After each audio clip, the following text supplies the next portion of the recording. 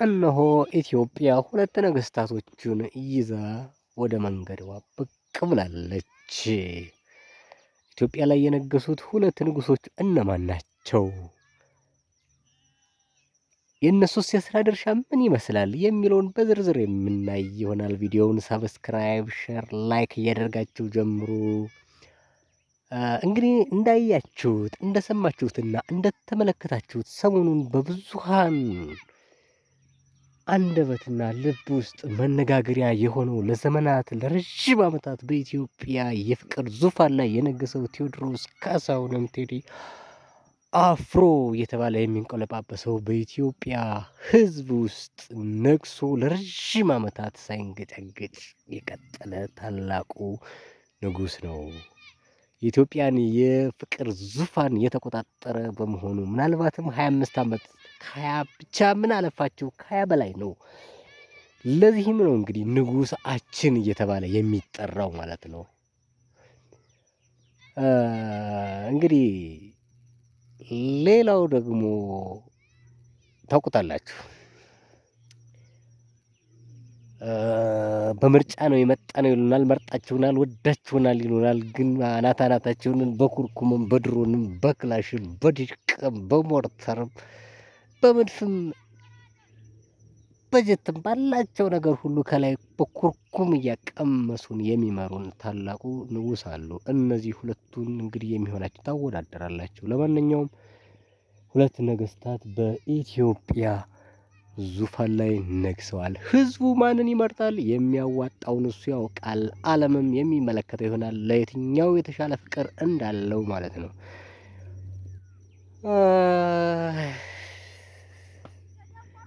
እንዳታስጨፈልቁ። ለማንኛውም እናንተ ደግሞ አይገርማችሁም? ግን ዝም ብላችሁ ስታስቡት አንዱ በፍቅር ይነግሳል ለዘመናት በሰው ልብ ውስጥ፣ አንዱ ደግሞ ዙፋን ላይ ተቀምጦ ልክ እንደነ ናቡከደነጾር እንደነ ዲዮቅልጥያኖስ የሚመራውን ህዝብ እየቆረጠ እያረደ እያንገላታ በግድ ሲጨፈልቅህ፣ ለዚያውም በዚህ ዘመን በመጨረሻው ዘመን ጫፍ ላይ ተቀምጠን በግድ እኔ ካልመራው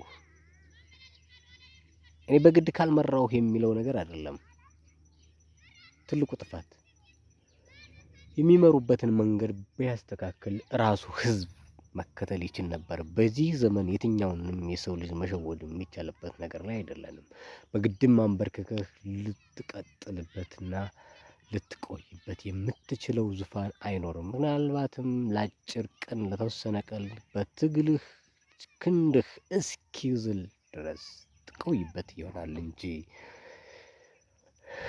ለዛም ነው ዙፋን በፍቅርና በሰይፍ መካከል የትኛውም እንደሚበልጥ የሁለቱን አሸናፊነት ልብ ህዝብ የሚወስንም ይሆናል። ዓለምን አስደማሚ በሆነ መልኩ እንግዲህ ከኢትዮጵያ በራሱ ቋንቋ፣ በራሱ ባህል፣ በራሱ አንደበት፣ በራሱ ዜማ፣ በራሱ ፊደል ቀርጾ ለዓለም ሪከርድ እየሰበረ ያሳየን ጀግና ምን አይነት መመረጥና መታደል ነው ጎበዝ! የተወሰኑት በሰዎች ልብ ውስጥ ለጥቂት ጊዜ መቆየት ይችላሉ። ምናልባትም ለ1 ዓመት፣ ለ5 ዓመት፣ ለ1 ወር፣ ለሳምንት ተወዳጅነትን ያተርፋሉ። አንዳንዱ ምን አይነት መታደል ነው! ቴዎድሮስ በዝምታ ውስጥ ሆኖ የሚወደድ፣ ብዙዎቹ ሲሰድቡት በዝምታ መልሶ ወዳጅ ያደረጋቸው። ለምሳሌ ማንሳት የምንችል ቢሆን ቴዎድሮስ ጸጋዬ፣ ጋዜጠኛ ቴዎድሮስ ጸጋዬ በፊት አልበሙን ሲለቅ ምንድን ነበር ያለው? አንተ ለወቅቱ የሚሆን ኮት እየሰፋ የምትሸጥ እንጂ አንተ የጥበብ ሰው አይደለህም ብሎ ተቸ። ቆይቶ ራሱ አሁን በዚህ ዘመን ደግሞ ብትሰሙት ከአድናቂዎቹ ወገንና ተርታ ሆኖ እንደተሰለፈ እንሰማለን። ስለዚህ በዝምታ ጠላቶቹን ሁሉ ወደ ራሱ መሳብ የሚችል ምን አይነት የእግዚአብሔር ምርቃት፣ ምን አይነት የእግዚአብሔር ስጦታ ነው! ምን አይነት መታደል ነው! በዚህ ልክ ከየትኛውም ብሔር ተወዳጅነትን ያተረፈ ከኢትዮጵያ ብቻም አይደለም፣ ዓለም በየራሱ ቋንቋ በየራሱ አንደበት ሲያንቆለጳጵሰው መስማት ምን አይነት መታደል ነው! እውነትም ታላቆች እንደነበርን አንድ ሰው ለዓለም ምስክር አግኝተናል። ኢትዮጵያ ገናና መሆኗን ለዓለም አንድ ሰው እንኳን ካገኘን በቂ ነው። የትኛውም ፕሮፌሰር፣ የትኛውም ምሁር ሁሉም አጎብድዶ ጸጥ ለጥ ብሎ የባርነትን ቀንበር ተጭኖና ለዛ እያሽቆለጠ ባለበት ዓለም አንድ ታላቅ ሰው ለዓለም ምስክር ማግኘታችን በእውነት ለኛ ከበቂ በላይ ነው ብዬ አስባለሁ። እንግዲህ እስከ መቼ እንቀጥላለን? እኛ ፍርዱን ከፈጣሪ የምንጠብቅ ይሆናል። ይህንን ሰማይ እንዲህ አድርጎ በጥበቡ ፀሐይንና ጨረቃን የሚያፈራርቅ ብርሃንና ጨለማን ፀሐይ እየገባች ነው እንደምታያት በዚህ ውብ ተፈጥሮ ሜዳ ላይ ህፃናት እኛ አቅቶናልና ኢትዮጵያውያን ፍርዱን ለእግዚአብሔር ሰጠን እንጠብቃለን። ወገኖቼ ሰላምን እናፍቃለን፣ ግን በሰፊ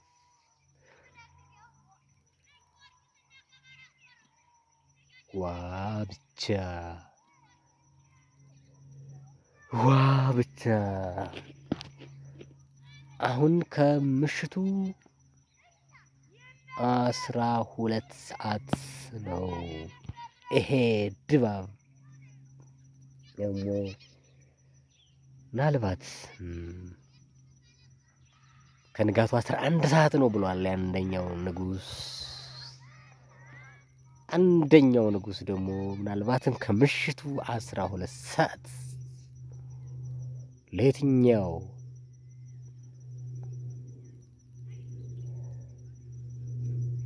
ለአንዱ ንጋት ለአንዱ ጨለማ ይሆናል።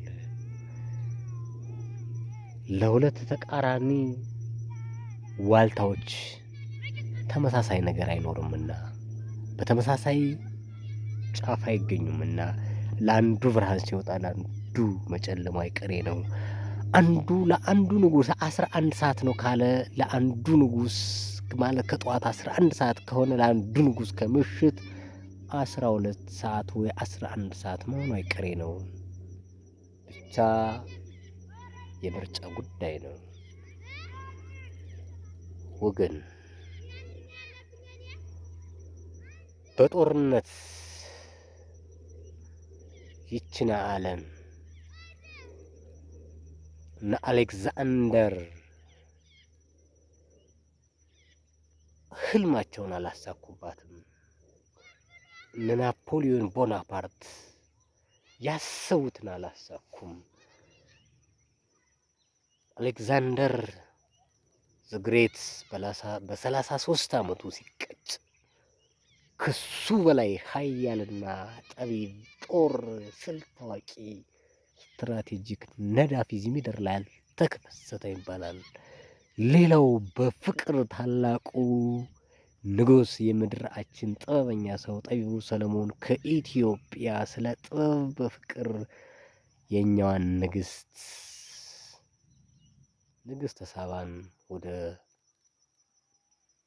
ቤተ መንግስቱ ጠርቷል፣ ስቧል። ስለዚህ ከጦርና ከፍቅር የቱ አሸናፊ ሊሆን እንደሚችል መምረጥ የሚችል ሕፃን እንኳን ሳይቀር ይሄንን መገመት አይከብድም። ታዲያ ለምንድን ነው በጦር ብቻ መዝለቅ የምንፈልገው? ለምን ከዚህ በፊት የወደቅኩትንስ ማሰብ አንፈልግም? ምናልባት ቤተ መንግስታችን ውስጥ የተቀበረ ሰዎችን የሚያመክን መሀይም የሚያደርግ ነገር ይኖር ይሆን? አላውቅም። የኢትዮጵያ ቤተ መንግስት የገቡት ሰዎች ሁሉ የሚከሽፉት የሚመክኑት ለምን እንደሆነ አላውቅም። ብቻ ግን ራሳችን እያዘንና እየጸለይን እንሰናበታችኋለን። ቪዲዮን ሰብስክራይብ ማድረግ እንዳትረሱ።